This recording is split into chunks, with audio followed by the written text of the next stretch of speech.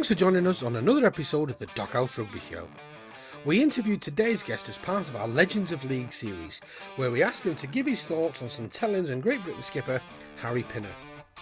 But it would have been unjust not to talk about his own illustrious career as a 5'10" centre/standoff, playing for clubs like St Helens, Warrington and out in Australia with Cronulla, with names such as Dick Huddart, Len Colleen and the Flying Springbok Tom Van Vollenhoven. Today's guest almost took a different path when West Bromwich Albion and Bolton Football Club both wanted to sign the young lad from Paramount School, but instead he chose to chase the egg and become a rugby league player. In a career that spanned over 20 years, he certainly had the Midas touch, winning 3 Challenge Cup finals, 2 Premiership trophies, 2 BBC Floodlit trophies, 5 league championships, 4 Lancashire Cup trophies, 4 Lancashire League winners, and as a player coach, a John Player Special Final trophy for Warrington. And as a coach at St Helens, he steered them to a Lancashire Cup win and a Premiership trophy win. He played a career total of 633 games, including representative honours. And this man also beat the Aussie national side when he played for St Helens and Warrington. He's in the St Helens Hall of Fame, and we're adding him into ours. The man I'm talking about is Mr. Billy Benyon. If you're going to pick a sport that is physical, then expect physical things to be done to you. Keith and Dave talk all things rugby league on the Dockhouse Rugby Show, with news, match reviews and special guests from the world of rugby league. Also available in audio format as the Dockhouse Rugby Pod. Hi, I'm Billy Benyon and you're watching the Dockhouse Rugby Show. Billy, how did you get into rugby league yourself? By playing with a rag in the street and running about, because the school I went to, Paramount, was a footballing school. So everything that I had at school was football. So it was like coming home, going in the street with the lads, and no one had the money to buy a rugby ball in nowadays. So it was just some old rags tied together and we'd pass and hold the ball and everything. And obviously you just hear about saints and everything, but never as a real 10 or 12-year-old ever went to and watched the rugby games. Right. But did you play for a club? No, I got sent to the town trials in the rugby and got into the St Helens schoolboy side, and then went to the Lancashire trials and got into the Lancashire schools rugby as well. We went to in Rivington Road High, as it was then, and the teacher there was quite good, because once again with that format got into the St Helens schools rugby, and then got the opportunity to go for a Lancashire schools trial and get in the Lancashire rugby side as well. So as a youngster it was terrific. I had a scout come from West Bromwich Albion with the football, but I'd also been to Bolton and played in the youth side there. But I think the true one thing about it was that I had a talent that obviously they felt that I could do it, and it was just that when I was said, well, you can go to West Bromwich Albion, and at that time, where was West Bromwich Albion to me as a 14-year-old? So it was things were. I got more into the rugby then, and I've never regretted picking that. Right. So who was it that brought you to Saints then? Was there a scout that picked you up? Or? Well, it was purely Harry Coote, the chairman. He was the head teacher at Merton Bank School, and we used to go training there with the St Helens C team, they had a junior side. So we used to train at Merton Bank. Right.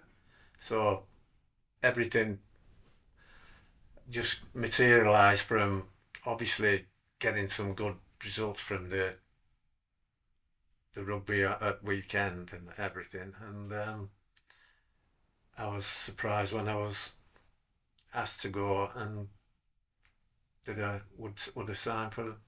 Right. So what year did you sign? 1961, March 61. And how old was you then? I just turned 16. Just Just 16 then. Right. And how long was it before you ended up in the first team? Well, I would have made my debut later on that year over the Christmas period, but it was frozen, so I got to wait till just after my 17th birthday, I think, a few days after. Right. And what was it like in them days? Obviously, there was no summer rugby. It was sometimes thuggery at its best. As a 17-year-old boy, what was that like turning out? Well, it was terrific because like you had 12 other people that was like a guard for you. You don't do that. You do this. You come into it when we want you to, not when you want to. And it was a good baptism. Right. Yeah. So what players were around you at that time then? Oh, there was Dick Uddard, Will Smith, Tommy Van Vollenhoven, Leigh. Legends of the game. Oh yeah. Well, Bob Dagnall, because I always remember one of the games. Well, some of the games, and it was, "I'll tell thee when they puts that ball in," because they had to hoop the ball in them days. It wasn't that it just got thrown into the back row. It was like that, and these were the learning things you got from the seasoned players that just it was as though you were the younger brother or whatever.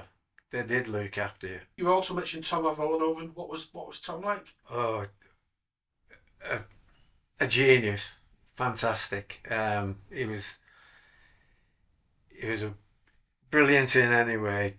He'd come and be an annoyance at you in training, give you a clip behind the ear and then making a face at you. Then you'd have to run after him. Wasteless thing because he was the quickest thing on two legs. Oh, he was a magician. He was, and like it was a honour for me to be given an opportunity to play centre to him. Right. So he's a bit of a character, was he? Off the Oh field? yeah. But like they were in a nice way. It wasn't any aggression or whatever. It was a cheeky way of getting or whatever to you. Like yeah, he was. One game specifically always sticks in my mind, and I tell any friend about it. We were playing Oldham at Oldham in a cup game, and it was a tight game and whatever. And I give him a pass about 10 yards inside our own half, and he must have been 6 or 8 players. Put the ball behind the sticks. Come back, he said, "Billy, that timing of that pass was perfect." That was the kind of fella he was. Yeah. And, to this day I know, what on earth did you give it him so soon? But he came back and that was the type of person he was. He didn't have a go at anyone. He'd give you the comfort and confidence and tell you that was fine. And he was marvellous.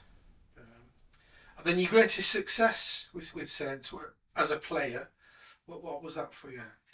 Well, obviously, my first Wembley game in '66. The introduction's over. We have got about 5 minutes before we start this. 1966, the Rugby League Challenge Cup final. Wigan or St Helens. Well, you take your choice. It's so close that it'll be one moment in the game when this match is decided. The ultimate score may not count. When gone to Wembley and everything, and it was just that this isn't happening to me. 21, and was like thinking, oh, because when I first went back to when I first came into the rugby, I was told you play this game with the ball in your hand, not on your feet. So forget them. You might have been a good footballer, but you play this game with the ball in your hand. The opportunity came in that final in '66 when the Wigan defence was a bit of a what's name, and I just put the kick through, and Lenny went in and scored. So and I thought to myself, oh, what have I done? He scored. Brilliant. Yeah. So what was it like walking out at Wembley? What's that experience like? For those who have never appreciated, people watching at home, it was just a cauldron of noise and real, but to, like as a youngster, and I'd been as a 16-year-old when they went in '61 with my now wife Rita. We were friends then, and we went down there on a coach, and I'd said to her, one of these days I'm going to be out there, and it happened. So was there any particular ritual that morning? It's your first Wembley. Did you just get up, have breakfast as normal, have a walk on the pitch? It was just like an experience that had never happened before, going to Wembley and whatever, and being aware where we'd been to Southport and done some early week training, and then gone down to where we stayed over, and but no, it was just a terrific experience. Yeah. Who would you say is the greatest player you ever played with? I wouldn't be doing quite a number of players justice if I missed them out. Right. Because at different eras, as a young player, as an older player, going away, coming back, and then as a coach, I've had the luxury of playing with a lot of great players and coaching some great players as well. So too many to mention, and I'm not offending anyone. No. And you flourished. You're lucky that you've had that plethora to be amongst. And well, I think back and think I spent over 20 odd years in the game as a player, coach, and the likes. Yeah. So I think it gave me what I've got now today. I think without playing rugby, I wouldn't be in this property today. Yeah, brilliant. And you say earlier, again, we spoke, but you mentioned about your time going to Australia. So who was it that came with you there? Well, how that originated was that obviously playing in just after Christmas, and the test team got picked, and it was forecasted that I would get a spot in the touring side, and when that came out and I missed out on that, we were playing at home in the Saints game, and after the game I got told, go upstairs, they need to speak with me in regard to a phone call they've got. So it was Cronulla chairman ringing the club and asking them about going out there and playing. So at that time, there was a meltdown in the building trade, so it was like a bit iffy on the job. So we both decided it would be a great experience for us both, me and my wife Rita, and we had the two girls, so we thought, why not? If it's going to be a bit iffy on the job, we'll go out there and give it a go, which we did. And what was life like in Australia? Did you take to it? Did you settle to it? Not everybody does. Well, I think the thought of it at that time was that we were only maybe spoke to our parents once a month, where you'd keep them up and you'd have a phone call and whatever, like, and that was it. There was no other means of contact.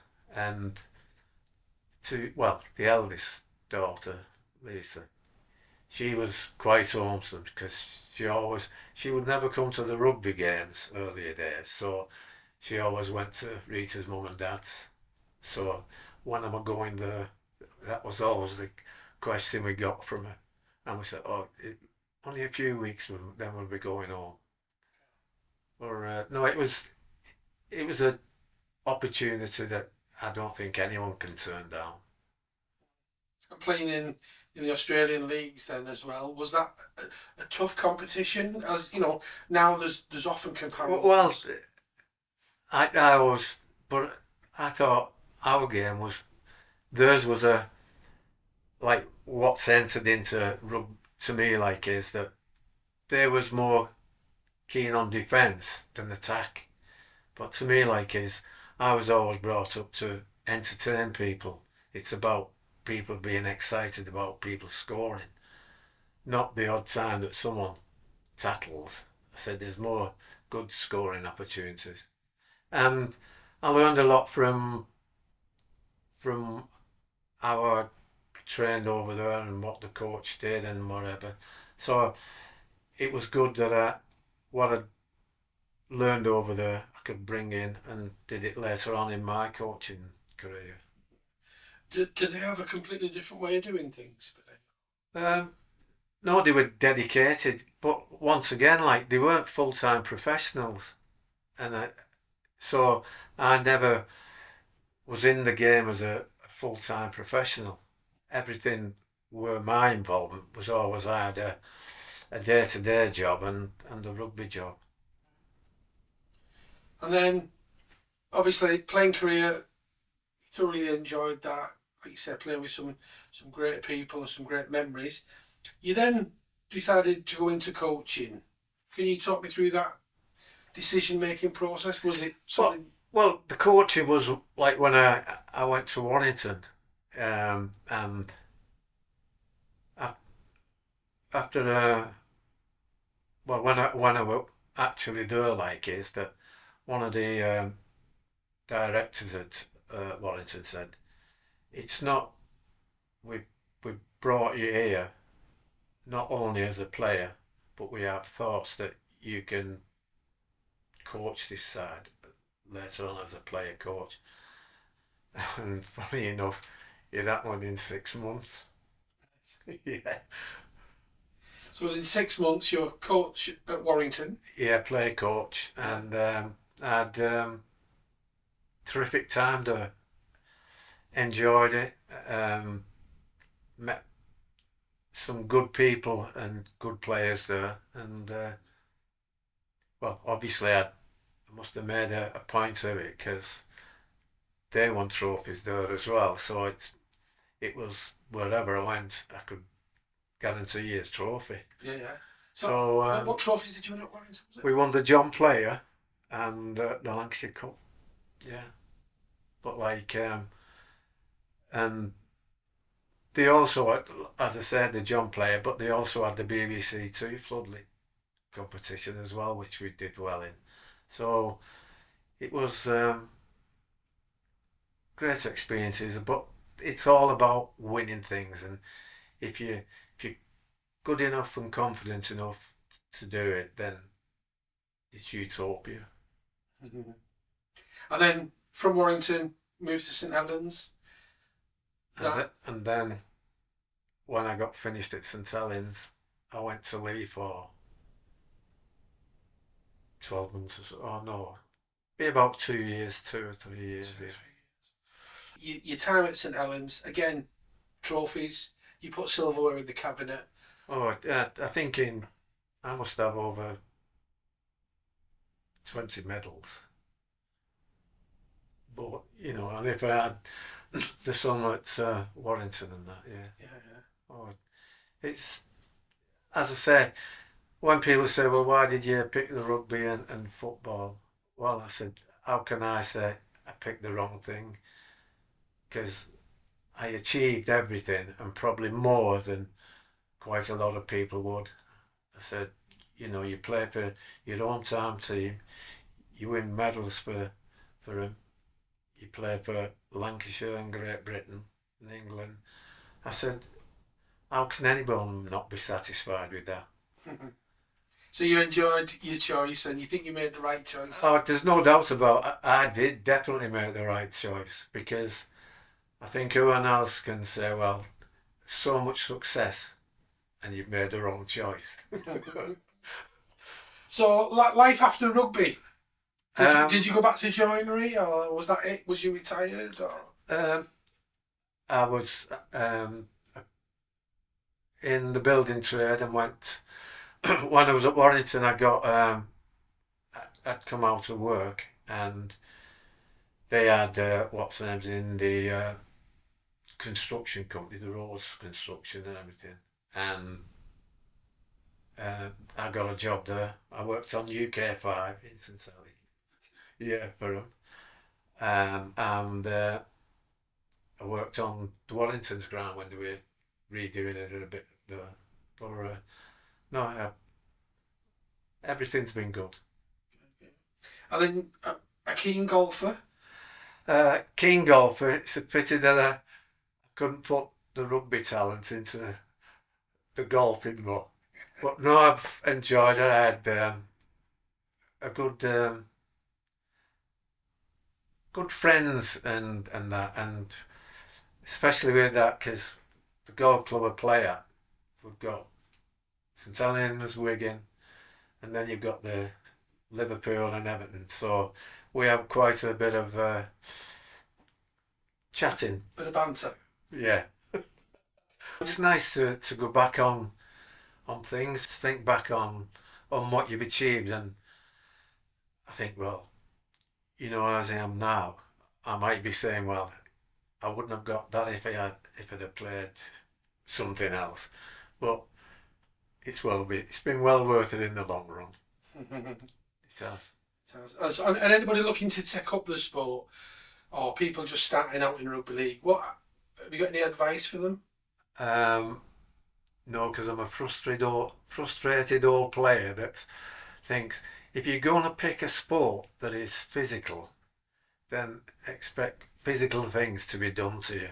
Yeah. And you do to them. Yeah. So it's swings and roundabouts. Sometimes you might get an hard hit, and you can give someone else an hard hit. Yeah. It was tit for tat.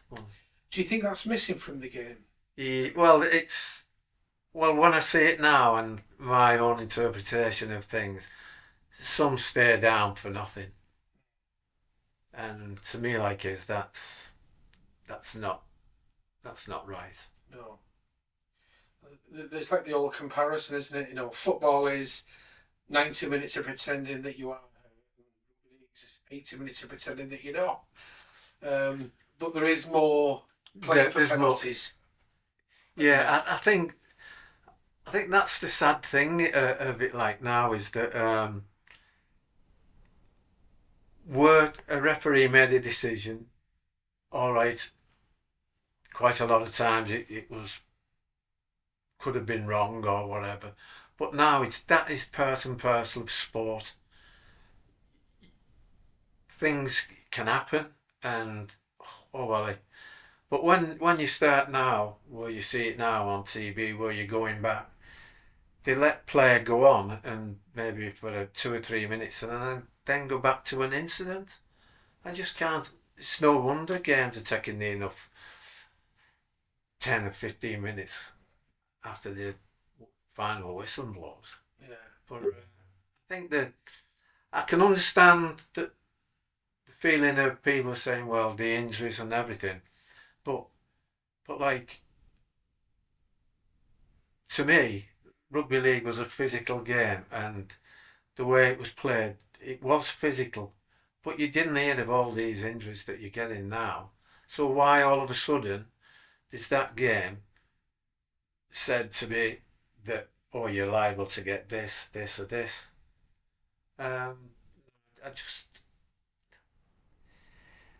Whatever you do in life, sometimes you're going to have an accident or whatever, but it's inevitable.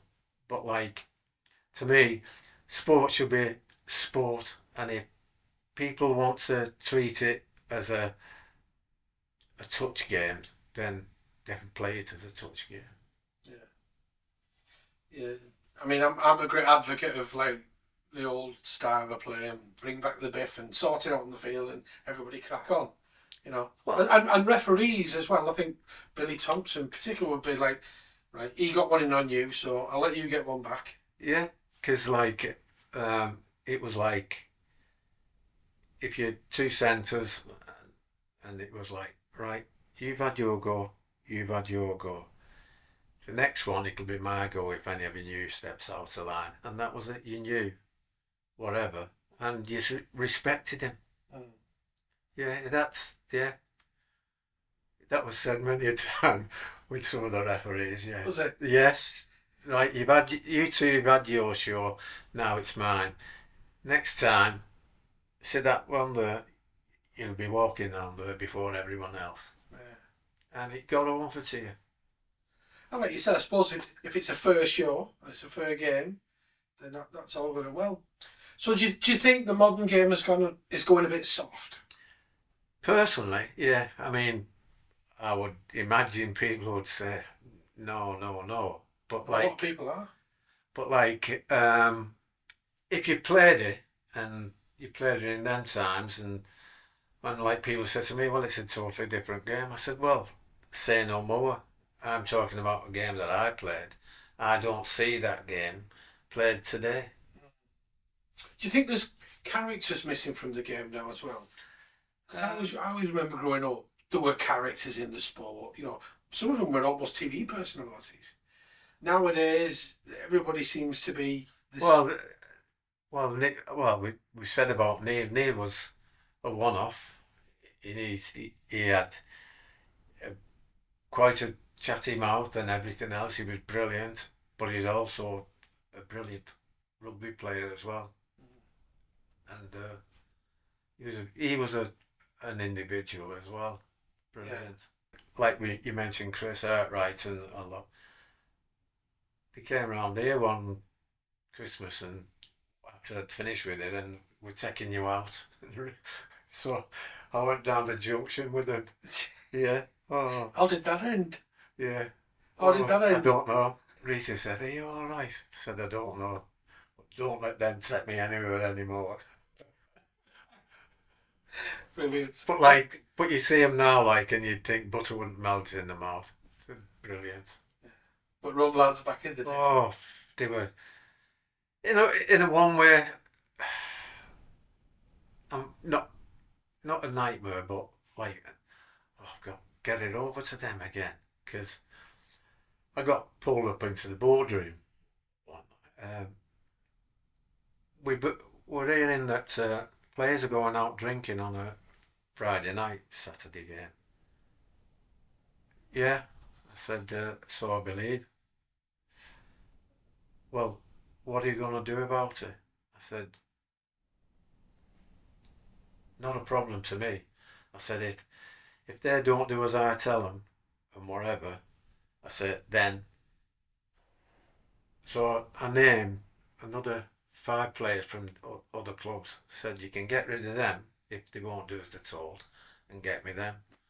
Oh, we can't do that. I said, well, you don't pay me to go out on a Friday night looking after people that shouldn't be out.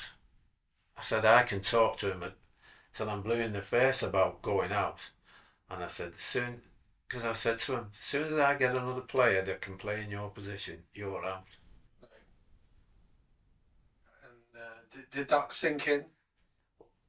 But you couldn't fault it in some respect, because they were winning more games than us. Right. So how can you criticise a side that's winning, but when there's a few names, and I said, well, where were you on Friday night? What do you mean? I said, I'm asking you a question. Was you at home or whatever? So I said, well, that's one of the problems why you've not won today. I said, and anyone else that's with you, that's your problem. I said, you're not dedicated enough. I said, if you're dedicated, then them days are out, because you play rugby, you play on a, whether it's, I said, I don't mind after you've played on a Friday night and going out and have your drink.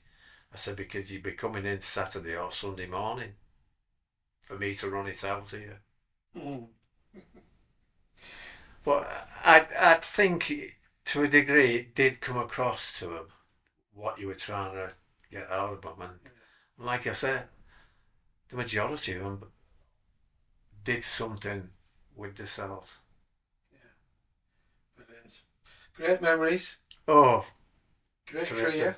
Because at times, like, you know, when I go the golf, like, and go on, Billy, tell him about such a thing and such a thing.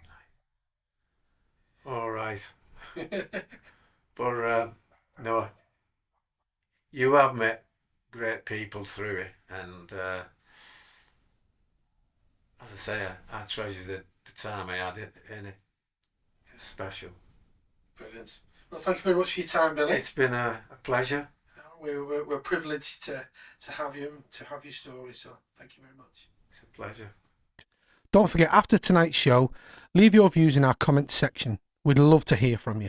Keith and Dave talk all things rugby league on the Dockhouse Rugby Show, with news, match reviews and special guests from the world of rugby league. Also available in audio format as the Dockhouse Rugby Pod.